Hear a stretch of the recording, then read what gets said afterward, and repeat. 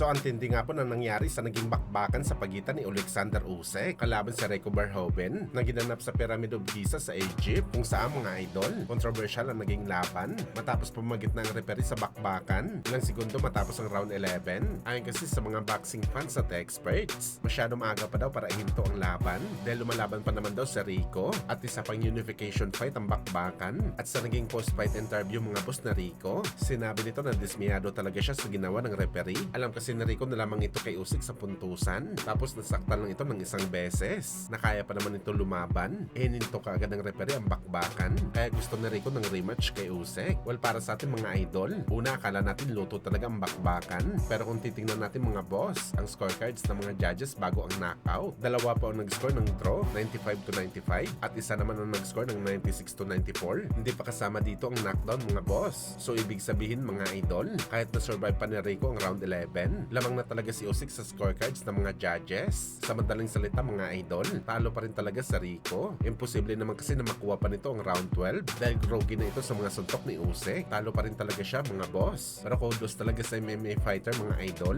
Pinahirapan talaga nito si Usyk sa bakbakan.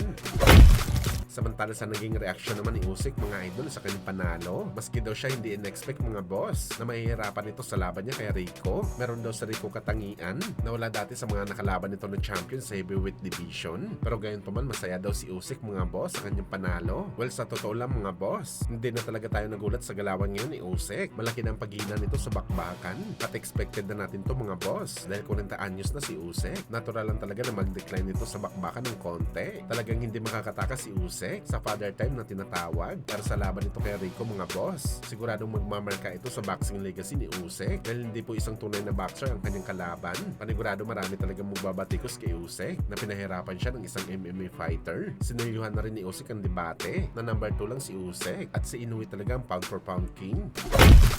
Samantala, heavyweight undisputed prospect na si Richard Torres o binansagan natin na Mr. Suave na upset po sa laban kontra kay Frank Sanchez. Round 2 lang inabot ni Mr. Suave mga boss. Tulog ito sa kanan ni Sanchez. Halos matanggal ang bigote ni Mr. Suave mga boss sa lakas ni Sanchez. Ito nang sinasabi natin dati pa mga boss na hindi talaga bagay kay Mr. Suave na lumaban sa heavyweight division. Masyadong maliit ito mga idol. Pang cruiserweight lang talaga ang timbang nito. Sayang talagang undefeated record ni Mr. Suave. Pinalaban ito kay Frank Sanchez na isang malaking mama at malakas sumuntok sa bakbakan. Magaling naman itong si Mr. Suave mga boss, pero hindi lang talaga natin nakikita mga idol na kaya nito makipagsabayan sa bakbakan kontra sa mga top boxer ng heavyweight. Talagang gagawin lang siya pagkain dito sa bakbakan.